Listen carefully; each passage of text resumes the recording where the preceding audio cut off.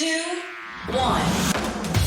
7 things you probably didn't know you need to know. I'm Jamie East, and this is the Standout 7. Hello and welcome to the weekend edition of the Smart 7. We've got the biggest, best and strangest stories of the week for you in the next 7 minutes. Remember, if you're listening to us on Spotify as part of your daily drive playlist, you can just hit the follow button to get regular Smart 7 updates, with a new episode each weekday at 7am. Tuesday saw the government unveiling their new autumn and winter Plan A for dealing with the pandemic, and that meant Boris was back in the Big Blue briefing room. He spoke as Sage warned that the winter months could see a spike in hospitalisations that would put the NHS under severe pressure as schools return and people go back to work.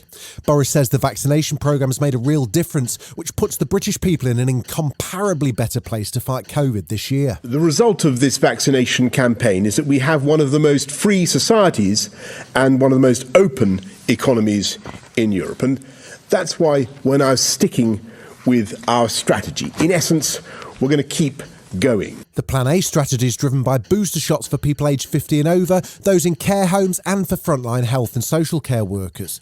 Deputy Chief Medical Officer Professor Jonathan Van Tam says it's going to make a critical difference. So if there's good uptake, I think the booster programme will make a very substantial impact on keeping the lid on things COVID-wise in terms of hospitalisations and deaths and keeping pressure off the NHS this winter. Chief Medical Advisor Chris Whitty was also in the Big Blue briefing room, and he was asked about Nicki Minaj's viral tweet. She said she was hesitant about the vaccine because her cousin's friend got swollen testicles and had to call off his wedding. Yeah, Chris wasn't too worried about Nicki's cousin's friend's big blue balls, though. Many of those people, I regret to say, I think know that they are peddling untruths, but they still do it. In my view, they should be ashamed. Unfortunately for Chris, Nick is a big fan of the Big Blue briefing room and was watching, which inspired a truly amazing voice message directed perhaps more at Boris than Chris Whitty. I went to school with Margaret Thatcher, and she told me so many nice things about you. I'd love to send you my portfolio of my work, since you don't know much about me. I'm a big star in the United States. It's been almost 18 months since Boris Johnson shuffled his cabinet, and Wednesday afternoon saw a pretty major shake-up as things returned to politics as normal. The biggest losers on the day were Education Secretary Gavin Williamson, who was sacked, and Dominic out-of-office Raab, who lost his prime position as Foreign Secretary but managed to shuffle across to the Justice Department, becoming Lord Chancellor and picking up the official title of Deputy Prime Minister. Boris said his aim is to unite as a team, level up the country and build back better. That meant no change for Chancellor Rishi Sunak, Home Secretary Priti Patel or new Health Secretary Sajid Javid.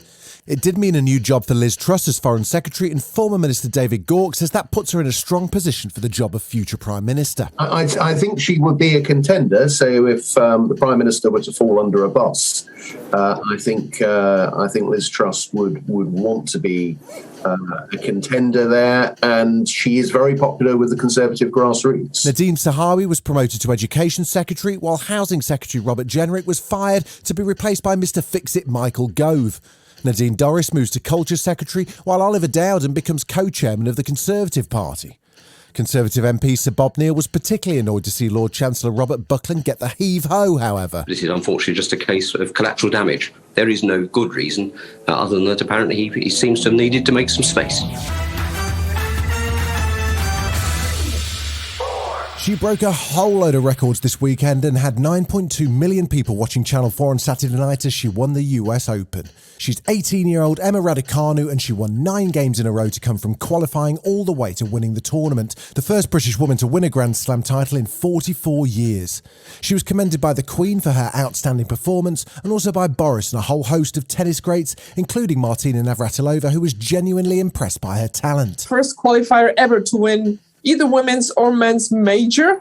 The only reason she had to play qualifying because she hadn't played enough tournaments to have a ranking high enough to get in. It's ridiculous. I'm blown away. She's a spectacular tennis player and she's going to be a superstar. Emma planned to celebrate with some chocolate-flavoured frozen yoghurt, and she might even just treat herself to a new pair of AirPods, as she explained to ESPN. Before my first round qualifying match, I lost my AirPods, and I was thinking to myself, you know what? If you win this match, you can buy yourself a pair of AirPods, and that's become the right. Still to come on the Standout 7, things get hashtag AUKUS with Boris and Joe Biden, and tributes to comedian Norm Macdonald. Right after this.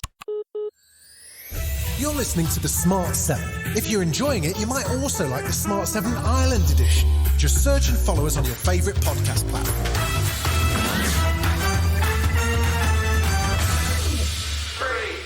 Late on Wednesday night, Boris was joined on Zoom in the Big Blue briefing room by Joe Biden and Australian Prime Minister Scott Morrison to announce a brand new defensive alliance between the three countries, which is intended to counter China's growing power and influence in the Pacific. It's to be known as UKUS. Yeah, AUKUS. And Boris got straight to work with a slightly AUKUS moment as he described how the UK and the US will assist Australia in strengthening its defensive capabilities. The first task of this partnership will be to help Australia acquire a fleet of nuclear-powered submarines, emphasising, of course, that powered by nuclear reactors, not armed with nuclear weapons.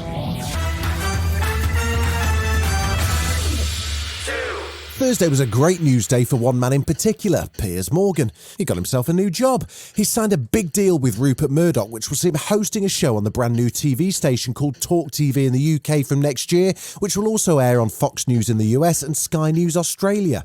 He'll also get a column in The Sun and the New York Post and a big picture of Meghan Markle for his office wall, probably. Let's hope his new TV launch goes better than the GB News launch, which saw Andrew Neil all excited just 3 months ago. And he's now left to be replaced by Nigel Farage. What unites us is the firm belief that now is the time to do news differently. We will not lecture you or talk down, and nobody will be allowed to hector. Indeed, Hector has been banished from the studio. The death was announced on Tuesday evening of Canadian comedian Norm Macdonald. He was 61. He was a star of Saturday Night Live and was famously deadpan in his delivery. It's worth Googling the moth joke if you've got time. He also had many movie roles, his own sitcom and Netflix talk show, and was a veteran late-night talk show guest.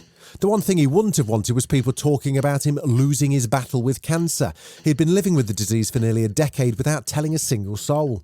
Here he is in one of his stand-up specials on just why he hated the battling cancer phrase. Rest in peace, Norm. He was waging a brave battle, but at the end, I guess he got kind of cowardly was what happened. And then the bowel cancer, it got brave. You got to give it to the bowel cancer. And I'm pretty sure, I'm not a doctor, but I'm pretty sure if the cancer dies, I mean, if you die, the cancer also dies at exactly the same time. So that, to me, is not a loss, that's a draw. That's a, you know what I mean? This has been the Standout 7, the best of the week from the Smart 7. We'll be back tomorrow, 7 a.m. with the Sunday 7. Have a great rest of your weekend. Written, produced and published by Daft Doris.